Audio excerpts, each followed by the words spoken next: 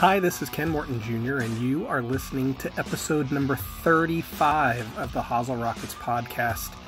I'm super excited. We have another great guest and interview this week that we're going to get to share with all of you. And this particular one is about a topic that is kind of near and dear to our hearts. It is we're going to be talking all things about the legendary course designer Alister MacKenzie. And if those of you that follow us, you know that we have a Alister MacKenzie golf course here in Sacramento. It is called the Haggin Oaks Golf Course, and that's kind of where our home of this podcast is.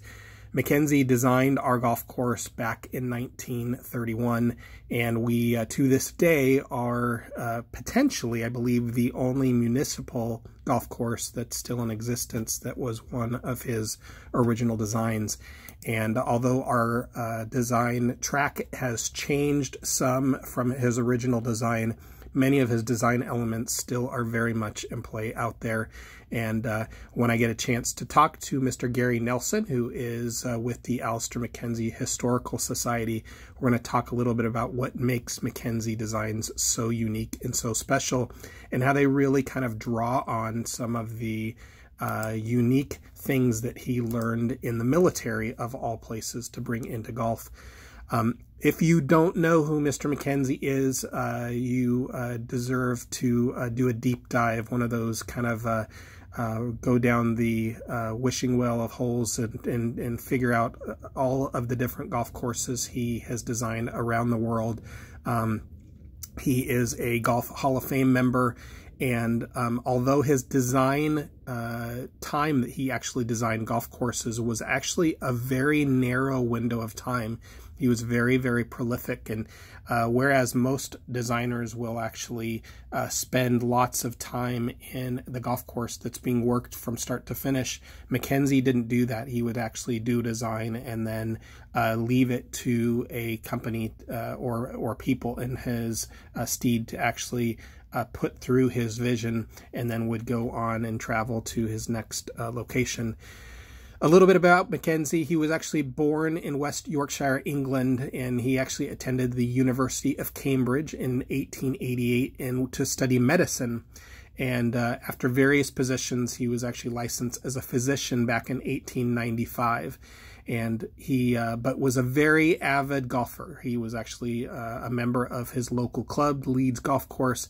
And although he recommended lots of changes out onto that particular golf course, none were taken to heart. And by 1900, he was actually called into service as a surgeon during the Boer War. And he was seeing active duty firsthand. McKenzie was able to witness his enemies' adeptness as camouflage, and meaning that they were actually, this was back in the days when they would actually dig trenches and create hills, and when they were lobbing bombs and grenades and doing hand-to-hand combat, you could actually create visions that would insinuate that you were either farther or away or closer than what you really were. And it was in his observations during that he actually would take some of that and adopt them later on out in golf. That passion would actually influence his design and compel him to ensure that everything he touched would be indistinguishable from nature. That's a really big hallmark of McKenzie. After the Boer War and before the First World War I, he actually began to implement what he would become some of the foundation principles of golden age of golf design. And he would be involved with Al Woodley Golf Course. He worked with the legendary Harry Colt, who has designed some of the most sought-after golf courses over in England and Ireland and Scotland. And he was involved with a course in Moortown. And then he would actually then start traveling around the world. He would, in the 20s, he actually set his sight on America. And in 1926, between January and March, he visited Long Island, and then would go on west and meet with Robert Hunter at Cypress Point. and look at the completion of Monterey Peninsula Country Club. And it was that point in time that he was talking about things like Pasatiempo and the Sacramento Golf Club, which again would in turn be Haggin Oaks Golf Course, and then off to go visit Crystal Downs and go down under. And during that conversation, was connected, and we'll talk about this in the interview, with a lady, Marion Hollins, who connected him with Bobby Jones. And it would be at that point in time that that connection would be made, and he would go on to do the designs of Augusta National, which probably, in all of his amazing golf courses, even despite 16 at Cypress, which might be the perfect golf hole, certainly Augusta National as a 18-hole golf course might be one of the crown jewels around the world, with the Masters being played on it. So unfortunately for him, he never got a chance to actually see the completion of Augusta National. He would actually make home at Pasatiempo and Santa Cruz, and would end up passing away in 1933 before the golf course was opened. And he, at the time, was virtually penniless, which is really hard to imagine with as sought after as all of his designs are now. But unfortunately, as life works, sometimes you sometimes are more famous post-life than when you're alive. And I think with great artists, that's a fairly common theme, and Mckenzie was certainly an artist of golf course design. You fast forward, many lifetimes later, there is now something called the Alister MacKenzie Historical Society, and it's a collection of 15 renowned Mckenzie design golf clubs that want to focus in on his history, the preservation and perpetuity of Alister MacKenzie design principles that make golf such an enjoyable pastime for golfers of all skill levels. They get together either every year or every other year for a society gathering. They actually have a small history museum that's now there at Pasatiempo down in Santa Cruz that collects a lot of his old artifacts and a lot of the educational elements that have been uncovered since his untimely passing. And it was with that, through that organization, that I was able to develop an interview with our next guest.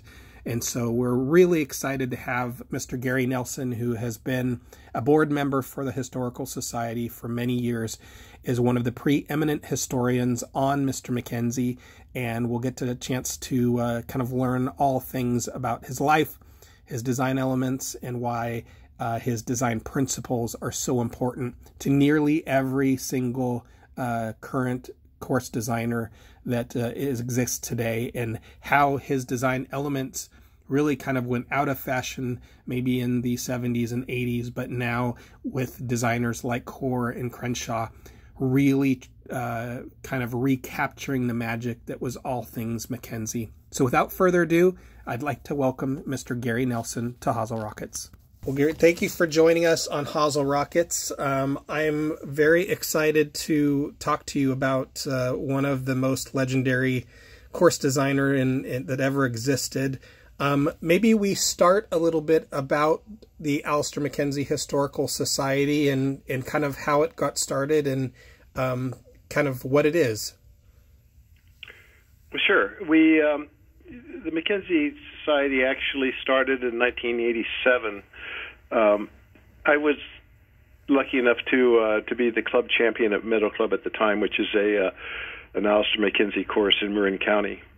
His first in America, and I was asked to be on the board, but I had a lot of irons in the fire, and I didn't think that I had the time to give it what it needed. So I asked him if I could do something else for the club instead, and they said, "What would you like to do?" And I said, "Well, I played all the Mckenzie courses in California, and I think that it would be nice if we would invite them to the Meadow Club for a little 2 days of light competition and talks about Mckenzie and how we can preserve our courses." So that was just done in 1987, and we had 4 of the Mckenzie courses come to the Meadow Club, and that was the actual start of the Mckenzie Society. We incorporated in 1995. We had 2 years of hiatus. The year after Meadow Club, we went to Green Hills, and then we were scheduled to go to Pasatiempo, but for particular reasons, we didn't go to Pasatiempo until 2 years after.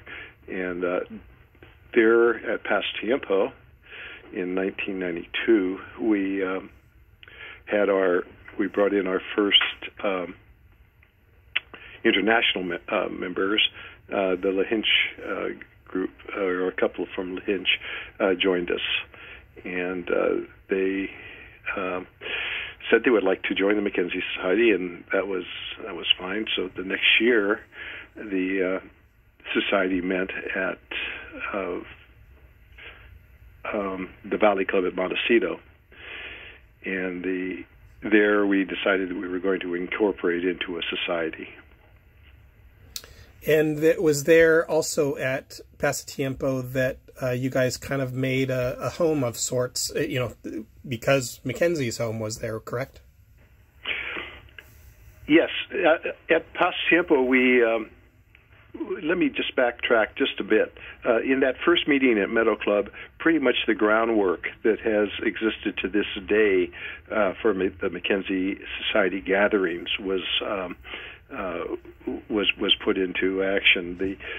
We would have a very informal tournament with the mixing of different handicaps of members. The members would come from all handicapped groups, from scratch players and the pros and the club champions, all the way up to handicaps in the teens.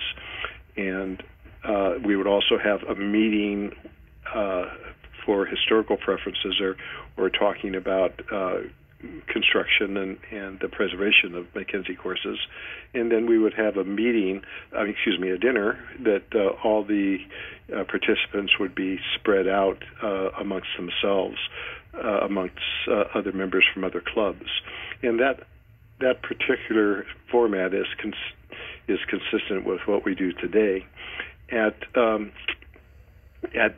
Pasatiempo in 1992, the director from Pasatiempo, Barry Staley, took it upon himself to invite a guest speaker, and it happened to be Ron Whitten. At that time, Ron was the golf course architect editor for Golf Digest. And we were having a dinner at a cocktail party, rather, at Mckenzie's home on the 6th fairway at Pasatiempo, par 5. His home is on the left-hand side. It's commemorated by a plaque on the course adjacent to the house, but it's about a wedge distance from the green on the left-hand side of the fairway. And Ron and I were in the house and talking and moving around the house. He kept looking up, and after a while, I said, "Hey, Ron, what are you looking for up there?" He's just looking up at the ceiling. He says, "I wonder if this has an attic." And I go, "Well, we can ask. The owner is here." So we went and asked the owner, and he said, yes, there was. And Ron said, "Could we take a look at it?" He says, "Well, you can, but it's empty. We redid the house a few years ago, and we emptied the attic." And so I asked Ron, I said, what were you concerned about? What were you looking for? And he says, "Well, Mckenzie wrote a second book. It's called The Spirit of St. Andrews, and it's been lost. We know there must be a copy someplace, and I thought there might be a copy here." And I said, that was the first I had heard of this legendary second book that Mckenzie had written. But anyway, it wasn't there.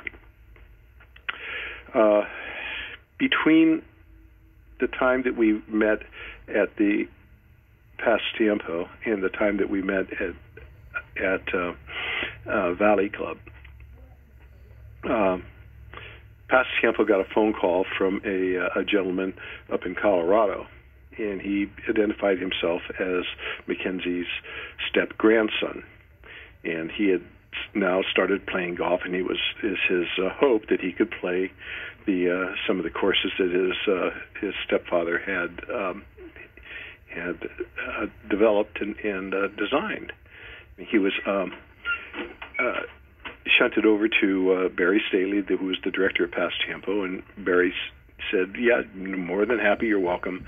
Here's some, numbers of other people at McKenzie courses. Oh, and by the way, if you have any McKenzie memorabilia, could you bring it with him?" And the reason he did that was at the meeting with Witten.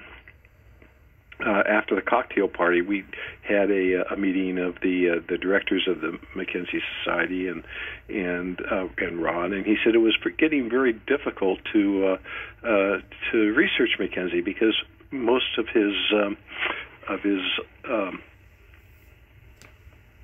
paperwork, was being lost. He didn't keep much himself, and in various courses they would throw things away, or fires would consume, or for whatever reason there wasn't much on Mckenzie. And he said it would be great if everybody could look. So all the courses went back and kind of went through their archives and everything else, thinking that there really wasn't much out there on Mckenzie. And that was the reason Staley asked Mackenzie's grandson, whose name was Raymond Haddock, who was a executive for a insurance company up in Colorado, and he came down to Pasatiempo, and with him he brought this box which had a bunch of Mackenzie's memorabilia, including a carbon copy of the complete text of the Spirit of St. Andrews. And so Barry Staley stayed up all night reading it and was blown away. The Mckenzie Society got Sleeping Bear Press which was a press up in by Crystal Downs, to print it, and it came out the year that they had the Open at St. Andrews, and Ray Haddock went over. They had 25,000 copies there. It sold out in 2 days. Wow. Lines for his signing went all the way around the block. Haddock was over there signing the books, and so it was just an amazing phenomenon. And with that money, Haddock donated $25,000 to the Mckenzie Society to promote a contest each year, like the contest that Mckenzie won, that kind of promoted him into the prominence in England for golf course architecture. He had won this Lido Prize for golf course architecture and design of a two-shot hole. So the Mckenzie Society started the Lido Prize competition, which is open to anybody who is not a architect of record, which means an architect that has his name on a particular course. And it's the way that is run. It's every year there's a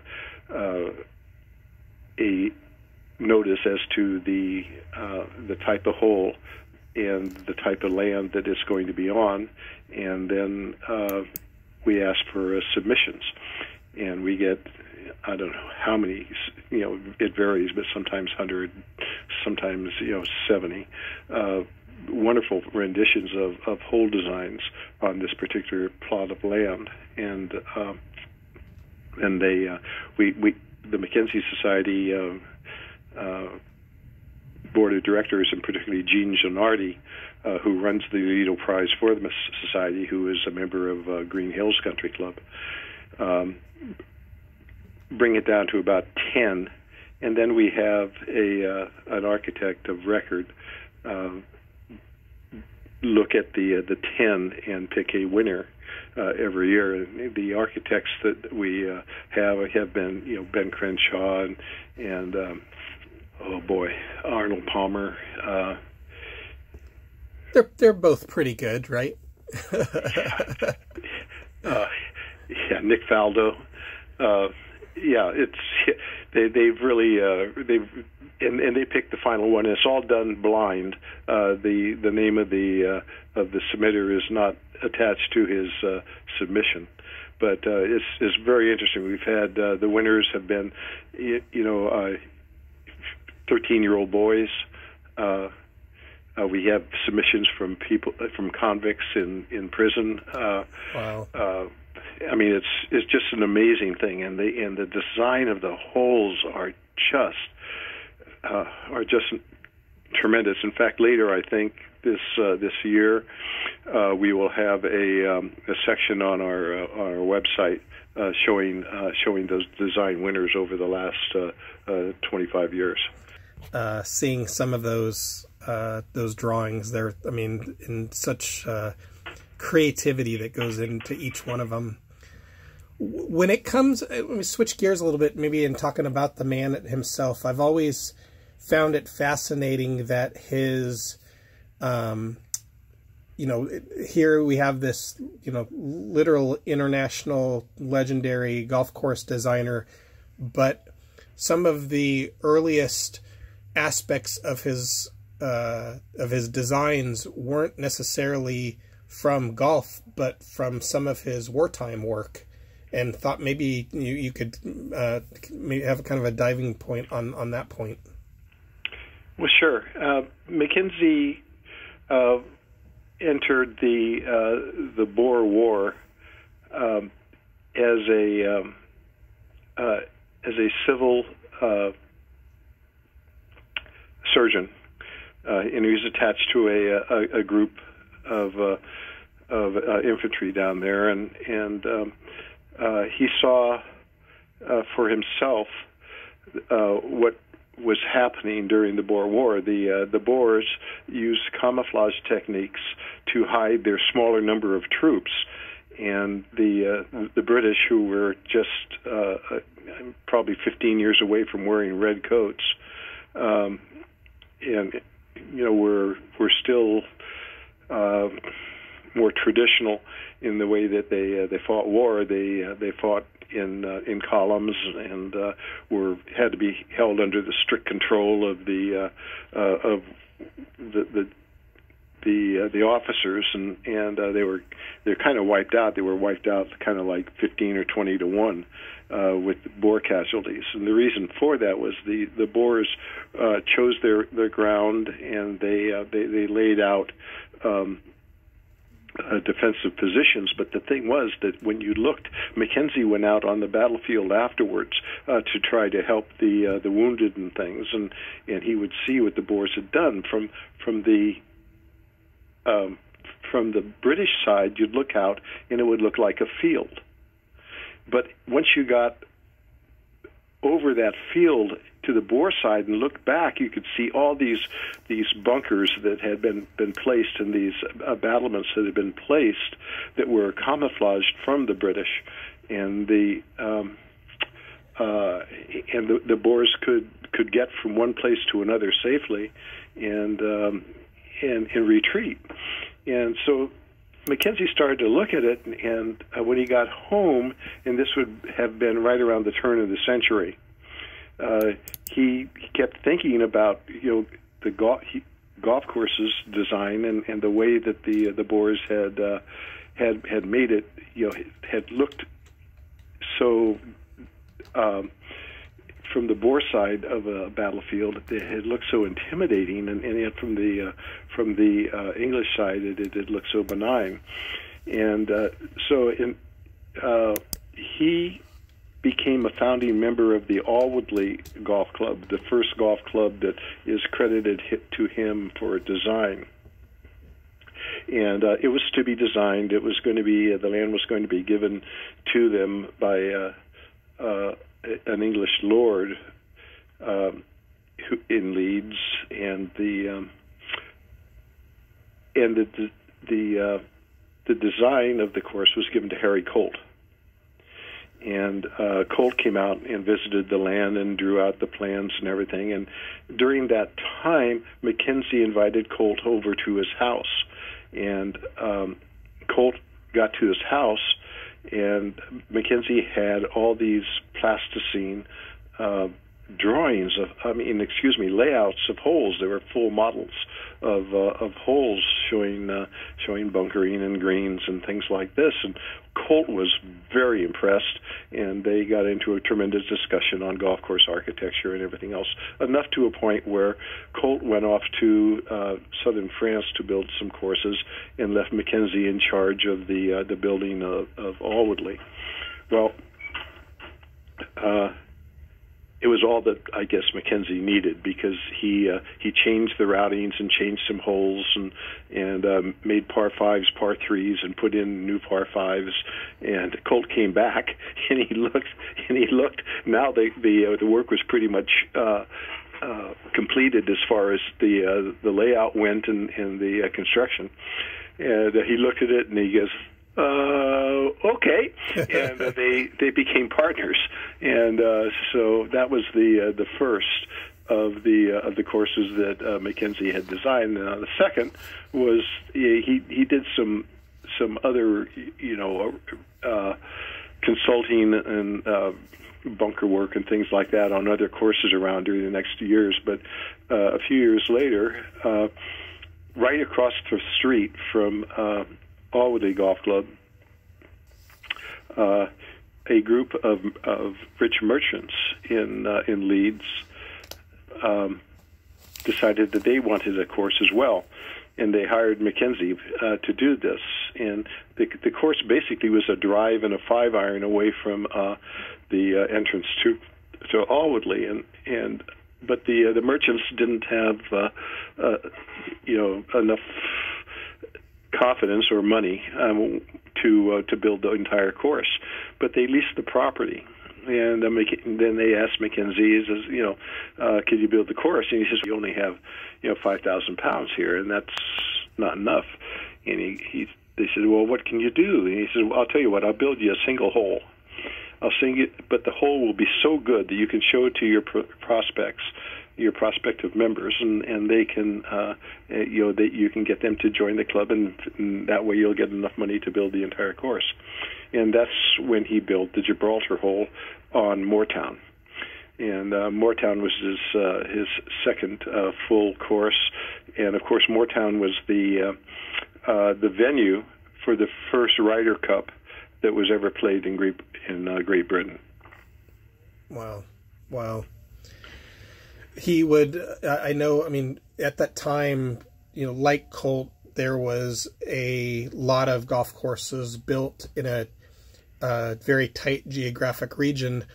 Mckenzie traveled, to Australia and to the U.S. and, literally around the world to build golf courses, which was fairly unusual at the time, wasn't it? Yeah, it was. It was very unusual, and that's the first thing that struck me when I really began to look at Mckenzie is how in the world in a time when there wasn't any airplanes and travel was so arduous, did the man do what he did in a very short space of time? And here's basically the story of how he got to America. Australia had had a golf course, the Royal Melbourne, and they wanted to move the whole course out to a sand belt that was some 3 or 4 miles away from the original course. and they wanted to hire an architect. So they sent an attorney who was a member of the club over to St. Andrews to ask them who would be their pick for the best architect to do this job for them. And Mckenzie at the time was the golf course architect of that was assigned to St. Andrews, and he was told about it, and so the guy went down to see Mckenzie, who was at that time down in Leeds, and he says, "Well, could you come over and do this?" And they struck a bargain. It was quite a good one. He was going to make £5,000 to come over there and design their course, and they would pay for all of his transportation, which was, pretty good. And but being a very sharp attorney, he says, if you do any other courses while you're in Australia, Royal Melbourne will get half the fee. And so he gets on a boat and comes over to the United States and takes a train across the continent, ending up in San Francisco. Now, he had gotten in touch with Robert Hunter, who was a golfer and had written a book called The Links, and Mckenzie had met Hunter over in England, and they had become friends. So he had phoned Hunter. Hunter was also a person who had been involved with the possibility of building a golf club in Marin County, and there was a number of very rich Scot in Marin County that wanted to build a golf course. And so when Mckenzie stopped in San Francisco on the way over to Royal Melbourne, they had him up to look at the land at the Meadow Club, which is now on called Bontempi Meadow. So he went up there and he said he would design the course, and they designed the course, and leaving Hunter there to do the final details on the course. Now, Hunter had originally done a plan for the Meadow Club. Sketched it out, but it wasn't a full, complete plan. Mckenzie had completely changed that around, except for a couple of holes on the plan. And off he goes to Australia. So Australia, he gets there and he designs the famous Royal Melbourne Golf Course that we have today. Now, Mckenzie had since you know his background, and your father and grandfather were associated with Mckenzie, you know how he worked. He spent very little time actually on the course design. On the course itself. He walked the course. He looked at the various angles and everything, because they didn't have, when he was designing particularly in the first part of his career, they didn't have any motorized bulldozers or anything like this. They used horse drags to shift dirt, and so he spent a lot of time looking at the lay of the land and putting greens in places that would catch water and dew, during the evening, and that therefore not requiring so much water and natural obstacles. And he just was a master at looking at the land and dividing a golf course. The new architects they call themselves minimalists are getting back to that. The Dokes, the De Vrieses, even Crenshaw and Core to a certain degree. Crenshaw and Core. Yeah. They do courses that fall into the land pattern, not where the land is bulldozed into onto a course. So which was the case, when Robert Trent Jones started doing courses, with the advent of machinery. But anyway, Mckenzie would design the course, and he came back, and the course was pretty much laid out, and we got the Meadow Club. So. Well, I have kind of one last question that I'll leave, and I think it's appropriate only because she had such a strong connection to Mckenzie and is being inducted into the World Golf Hall of Fame next year, and that is a lady by the name of Marion Hollins. And maybe kind of talk about her kind of role with Mckenzie and kind of her importance in Mckenzie history. Well, sure. Marion Hollins was an heiress. She was a fantastic athlete. Had won the U.S. Women's Amateur Championship in golf, and she was a polo player, and she was just a fantastic athlete. She was also a very good friend of Robert Morse, who was the owner of the Pebble Beach properties at this time. And Morse wanted to do Cypress Point Golf Club, and he hired Hollins to drum up the membership, and so she met Mckenzie in that guise, and was taken with not only his design, and he was taken with her ability to play. In fact, the famous 16th hole at Pebble, everybody knows the story, that he wanted to make it a par 4, a short par 4. Which is one of the strength of all Mckenzie courses is his short par 4s. Long before Crenshaw and Core and some of the other designers now that revel over the short par 4 design, Mckenzie's always tried to have 3 or 4 of them on his designs that were devilishly hard, but looked great on paper. And he wanted to make the 16th hole at Cypress a par 4, and Hollins says, no, it should be a par 3. Look, it's only 225 yards across the Pacific Ocean there, and he says no way. And the famous story is that she teed up a ball and hit her driver onto the peninsula where the green eventually sat. And so he says, okay, so he moved the tee to where she had hit it from and made it a par 3. And so far, the probably the most famous and photographed par 3 in the world. He then, when he was designing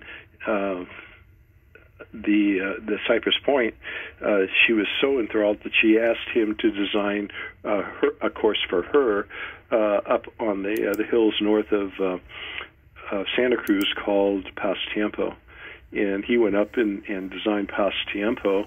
Virtually at the same time they were being built together. Paso Tiempo was actually finished just a little bit before Cypress Point. And she was very, very enthused and gave him the house there. And instrumental in having him connected with Augusta National too, if I remember correctly. Well, yeah, that's true. What happened was that Bobby Jones came out to play Pebble Beach for the U.S. Amateur. And it's famous that he lost on the first round. Nobody ever expected, but it gave him all this time off to do other things. Now, Cypress Point wasn't open at the time, but it was ready to be opened. So he was invited to come over and play the Cypress Point, and he was just blown away by it. And later he went up to play an opening foursome at Paso Tiempo, and again Marion Hollins was behind both of those. So Mckenzie was up in Canada, and he was playing for this the British seniors against the Canadian seniors, and he was at a course that he later designed 9 holes for, called St. Charles. And St. Charles is an interesting course. It's 9 holes of Donald Ross and 9 holes of Mckenzie. Wow! And when you play it, you can absolutely see the difference in the designers, and still enjoy both nines equally. And it's absolutely amazing course. But anyway, Hollins got on the call, and she says, Alister, you better get here right now. And he says, well, why? And he says, well, they've opened Cypress Point Club and to some play, and some very important people have played it, and they want to talk to you. And so he says, it's not supposed to be open. And she says, well, it is. So he hops on a train, and in one of his better stories, he hops on the train, and when he gets to the border, the train stops, and he says, well, what's happening? He says, well, it's the alcoholic and beverage control people, coming in the United States. The United States is under prohibition. And so he said, oh, excuse me for a second. Left the club car, goes to his room on the train, and is in there when there's a knock on the door, and he says, yes, and he goes, beverage control, and this guy, he says, well, I'm kind of indisposed, but you're welcome, come on in. And so the inspector comes in. Mckenzie is sitting on the pot, and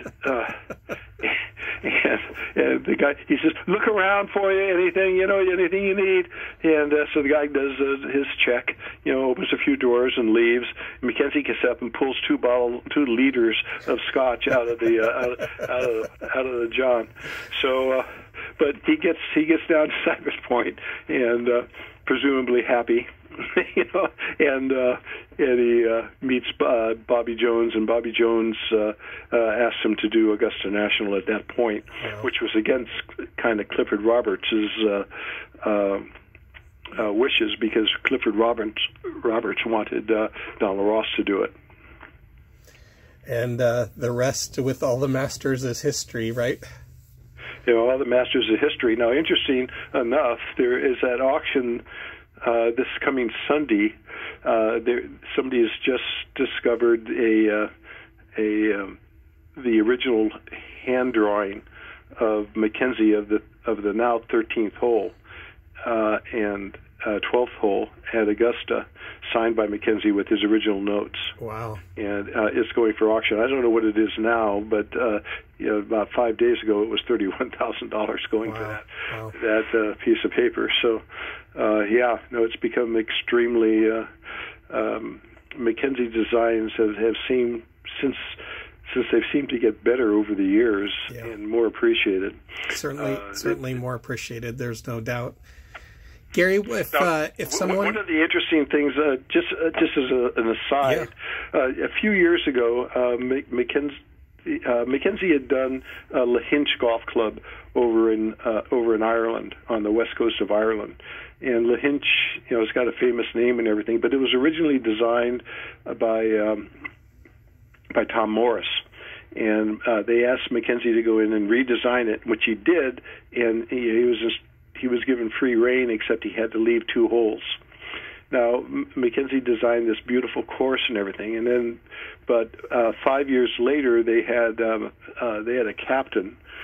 Lahinch had a captain that couldn't putt, so he kind of flattened all the greens, all of Mckenzie's beautiful contours, and he just flattened all the greens so that he might be able to putt. A few years ago, Martin Haltry redid the Lahinch, and he tried to bring it back to normal, but they had absolutely nothing as far as the green designs or whatever. Haggin Oaks had, as you have mentioned to me, has had the full 18 holes of Mckenzie's designs for golf course greens. Meadow Club only has 5. Pasatiempo has something like 15.